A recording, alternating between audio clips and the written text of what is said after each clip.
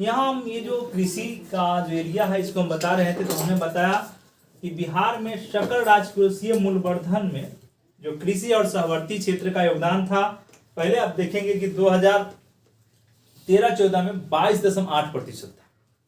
समझ में आ रहा होगा कि राजकोषीय मूल्यवर्धन में इसका योगदान था 22.8%, लेकिन वर्तमान में देखेंगे 18-19 में वो घट के कितना हो गया है 19.3%। वर्तमान में 19.3% हो गया। यहाँ तक की बात आपको समझाने का काम किया।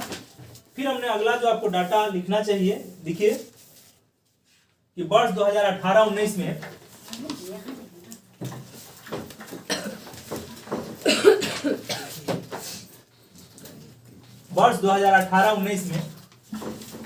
राज्य बजट, हाँ लिखिए ना, वर्ष 2018-19 में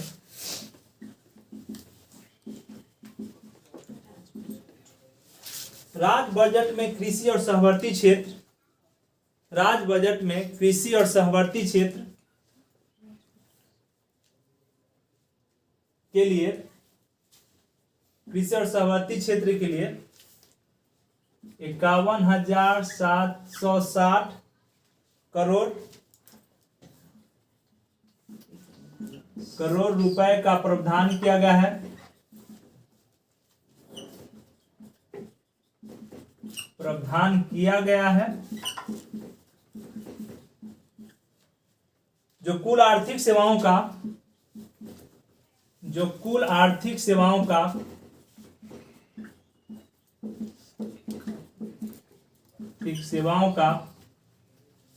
9.7% था।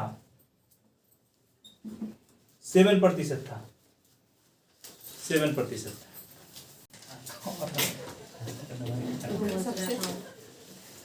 आइए इधर आदर्श, आराम से एंटरटेनमेंट करना है। आराम से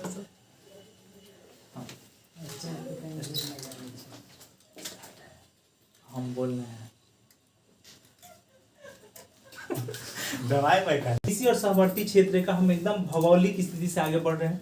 आपको कहा कि भूमि उपयोग पैटर्न, हम लोग भूमि उपयोग पैटर्न पे आते हैं।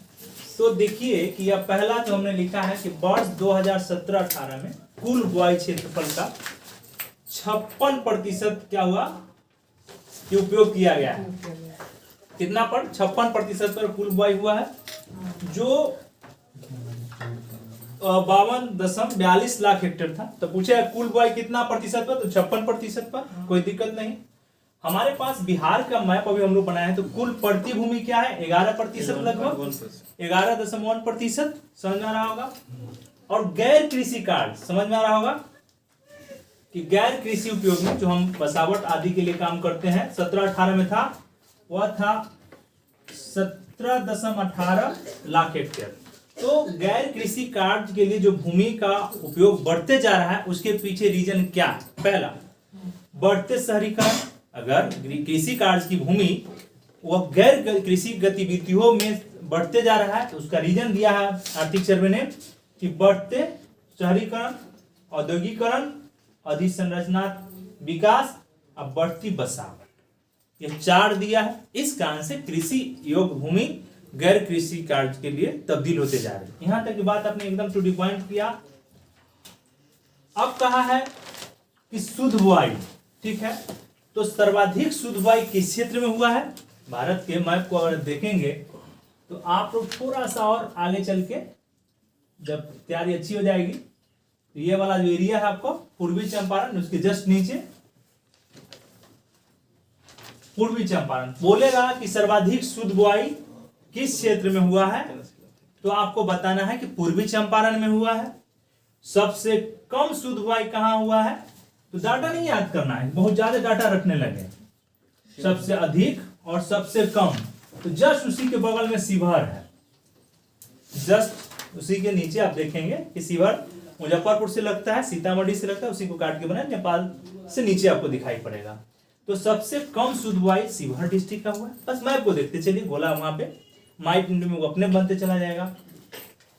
फिर हमने कहा कि 20 जिला का मतलब बिहार के 20 जिला का फसल सघनता राज्य के स्तर पर औसत निकाला है, तो वह दर्ज किया गया 1.44 से अधिक दर्ज की गई है। इसमें लाख हेक्टेयर का मैं बात कर रहा हूं कि सघनता, फसल सघनता की बात करें तो यहाँ फसल सघनता में सबसे ज्यादा हमने कहा है कि आपको दिखाई पड़ेगा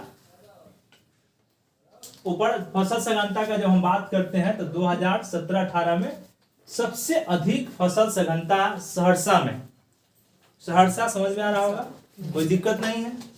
और वर्ष 17-18 में सबसे कम फसल सघनता था भोजपुर में। भोजपुर में एक डाटा मिला है।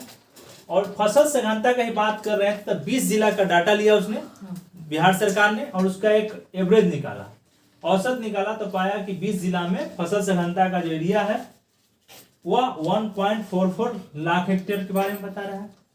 ठीक है, एक डाटा कैमूर, जमुई और पश्चिमी चंपारण से रिलेटेड हमने दिया है, आप इसको थोड़ा सा ध्यान रखें, बहुत ज्यादा जाने की आवश्यकता नहीं है। यहां तक की बात हमने समझा दिया आपको। फिर हमने कहा कि कुल अकृषि भूमि का सबसे अधिक आपको दिखाई पड़ेगा कृषि से गैर कृषि कार्य वाला में, तो वह अकृषि भूमि है आपको गया में, आपको गया में है। ठीक है, और सबसे कम शेखपुरा में, सबसे कम कहाँ है? शेखपुरा में। यहाँ तक की बात हमने आपको बताया अकृषि भूमि मतलब जहाँ कृषि कार्य नहीं हो, गैर कृषि का, कृषि कार्य नहीं हो, इंडस्ट्री हो। अब बिहार में जोत का आकार या जोत लिखिएगा, शीर्षक लगाइए। आइए, जब हम लोग कृषि और सहवर्ती क्षेत्र का बात कर रहे हैं तो आगे हम लेके चल रहे हैं आपको बिहार में जोतों का क्या कंडीशन है, मतलब किसके पास कितना लैंड भूमि है, समझ में आ रहा होगा। तो हमने कहा कि 85% आबादी वहां का क्या है, गांव में रहता है। और गांधी ने भी कहा था ना, कुछ कहा था मुजफ्फरपुर जब गए थे तो, कि जब तक गांव का डेवलपमेंट अच्छे से नहीं कीजिएगा तो स्वराज नहीं आ पाएगा, नहीं आ पाएगा। हमने अभी जस्ट कहा कि आपको जॉर्ज वाशिंगटन का स्टेटमेंट दिया कि कृषि जो है सबसे अच्छी रोजगार देती है, लेकिन कौन जाता है कृषि में, समझ में आ रहा होगा। तो अभी हमको आपको बीपीएससी पास कराना, इसलिए हमको ध्यान दिलाना होगा कि बिहार को अब जोत का एक प्लॉट है, इस प्लॉट के पूरे बिहार का जो क्षेत्रफल है उसके आधार पर जोत का डिवाइडेशन किया गया है।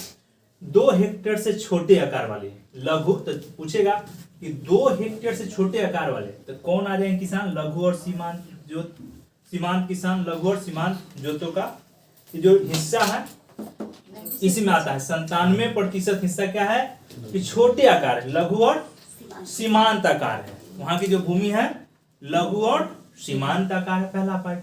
तो हमने कहा कि जोतों के, बिहार में जोतों का वर्ग का विवरण हमने प्रस्तुत किया कि अगर आप जैसे मानिए कि एक किसान है तो 1 हेक्टेयर से कम जोत भूमि जोत है आपके पास, अगर आपके पास 1 हेक्टेयर से कम जोत की भूमि है, समझ में आ रहा होगा प्रिया, तो आप सीमांत किसान हैं। क्या है? अगर आपके पास 10 लोग बैठे हुए हैं तो अगर 20 लोग बैठे हैं तो पहले समझिए कि 1 हेक्टेयर से कम जोत है आपके पास की भूमि टुकड़ा है तो आप सीमांत किसान में आएंगे, कोई दिक्कत नहीं सुशांत। दूसरा हमने कहा कि 1 हेक्टेयर से लेकर 2 हेक्टेयर के बीच में अगर आपके पास जमीन है तो आप कहाँ होखेंगे, लघु जोत, आपके पास लघु किसान में या लघु जोत भूमि के मालिक हैं आप, 1 से 2 हेक्टेयर के बीच में। फिर हमने कहा कि लघु मध्यम, इससे थोड़ा सा बड़ा, लघु से थोड़ा सा बड़ा, कि 2 हेक्टेयर से लेकर 4 हेक्टेयर तक की जोत वाली भूमि को लघु मध्यम जोत वाली भूमि कहेंगे, यानी कि लघु मध्यम किसान के रूप में तब्दील हो जाएंगे। अगर किसी व्यक्ति के पास, समीक्षा के पास मान लिया जाए कि 2 से 4 हेक्टेयर के बीच में जमीन है तो हम उन्हें कहें कि लघु मध्यम किसान है, आप लघु मध्यम किसान है। फिर हमने कहा कि मध्यम किसान 4 से 10 हेक्टेयर के बीच में अगर आपके पास भूमि है तो मध्यम किसान है। जैसे बाहर आदर्श खड़े हैं बृहद किसान है, 200 एकड़ से प्लस जमीन होगा, समझ में आ रहा होगा। तो बृहद किसान में 10 हेक्टेयर से अधिक, तो 10 हेक्टेयर से अधिक है तो बृहद किसान है। यहां तक की बात आप समझ गए होइएगा, कोई दिक्कत नहीं इस चार्ट को समझने में, किसी को कोई परेशानी नहीं। कृषि में हमने पढ़ा तो राज्य को देखेंगे कि बिहार जो राज्य है वहां सिंचाई की उन्नत व्यवस्था नहीं, ऐसे उनके पास दुनिया का 1 हेक्टेयर में कितना एकड़ होता है? एक हेक्टेयर का 200 गज कर हाँ दीजिए। गज कर देंगे तो निकल जाएगा। ठीक है, एकड़ जैसे एक हेक्टेयर में कितना आ जाता है, वो देखेंगे कि कितना क्या होता है। हमने कहा कृषि और सहवर्ती क्षेत्र में, आप इधर ध्यान दीजिएगा, इधर ध्यान दीजिए कि राज्य में कृषि उत्पादन जो होता है मुख्यतः आपको दक्षिण पश्चिम मानसून पर निर्भर है। सिंचाई का साधन नहीं है, जीविकोपार्जन खेती है। यहाँ जो किसान है सिर्फ जीने के लिए खेती करते हैं। आप ऑफिसर हो जाएंगे, एग्रीकल्चर आपके हाथ में मिलता है तो आप यहाँ से आर्थिक सर्वे, बिहार का आर्थिक सर्वे पढ़ रहे हैं, आप अच्छे से किसानों का देखभाल करिए, उनका जो राइट्स होगा आप पहुंचाने का काम कीजिएगा। ये अगर आपको याद है तब समझ में आ रहा होगा। तो हमने कहा कि पूरा वर्षा पे जो है मानसून, दक्षिण पश्चिम मानसून पर ही कृषि निर्भर है। वर्षा हो गई तो बहुत अच्छा, नहीं हुई तो फिर की स्थिति खराब हो जाती है। फिर हमने कहा कि फसल पैटर्न को देखेंगे तो रबी, खरीफ, रबी और जायद। अभी जैसे जून से सितंबर महीना तक कौन फसल लगा होगा, खरीफ का फसल था। फिर हमने कहा कि अभी अक्टूबर से मार्च तक, अभी जो देख रही हैं कि अक्टूबर से मार्च तक आपको रबी फसल हो जाएगा, और अप्रैल से जून तक ककड़ी, खीरा ये सब जो आप लगाती हैं वह जायज फसल में आ जाता है, जायज फसल में आ जाता है। यहाँ तक की बात आप लोग समझ चुके होंगे, तुरंत कोई दिक्कत नहीं। अब आप हेडिंग लगाइए जिलावार उत्पादन और उत्पादकता। हाँ, एक चीज और बताना भूल गया कि चावल की उत्पादकता घटी है। बिहार में क्या हुआ कि चावल की उत्पादकता घटी है। कारण क्या है, सूखा और कम वर्षा होना, सूखा और कम वर्षा होना। क्योंकि हमने अभी तुरंत कहा है कि बिहार की जो कृषि है वो मानसून पर आधारित है, मानसून पर आधारित है, और मानसून अच्छा नहीं होता है तो निश्चित है कि आप पिछड़ जाएंगे, किसान पिछड़ जाएगा। इसलिए बिहार का कृषि क्या है, पिछड़ा हुआ है। यहाँ मैं थोड़ा सा आपको बता देता हूँ बिहार की अच्छी चीज क्या है। दुनिया का सबसे बेहतर चीज उसके पास है। पहला वन, अगर इंटरव्यू में पूछे कि बिहार का विकास का मॉडल क्या होगा तो, या फिर कैसे आपको देखते हैं, तो कहिएगा कि सर हमारे पास 4 चीज बेस्ट है। कौन कौन? तो भूमि, उपजाऊ भूमि, बेहतर जल, जल 2, तीसरा सस्ता श्रम। यह तीनों जिस राज्य का होगा वो चाहता वहां का गार्जियन, तो आज पंजाब और हरियाणा छोटा सा स्टेट है तो पूरे भारत को खिलाने की क्षमता रखता है, जो सब कुछ है उसके पास। लेकिन एक विल पावर नहीं है प्रशासन के पास या फिर पॉलिटिकल पावर के पास, जिस कारण से आज सामने जो डाटा देख रहे हैं। इसी तरीके से स्वास्थ्य का भी पढ़ेंगे, इन्वायरमेंट को पढ़ेंगे तो बहुत तकलीफ होगा आपको आर्थिक सर्वे पढ़ने क्रम में। तो 3 चीज हमारे पास बेस्ट है, फिर भी हम आज क्या है, पिछड़े हुए हैं। वो डिबेट का बात है कि फिर आपको इंटरव्यू में आपको तर्क देना पड़ेगा कैसे। तो आप बताइए, आज भी स्टूडेंट, हमारे अपने स्टूडेंट लोग जो है क्या इंटरव्यू दे रहे हैं। आप लिखिए जिलावार उत्पादन और उत्पादकता।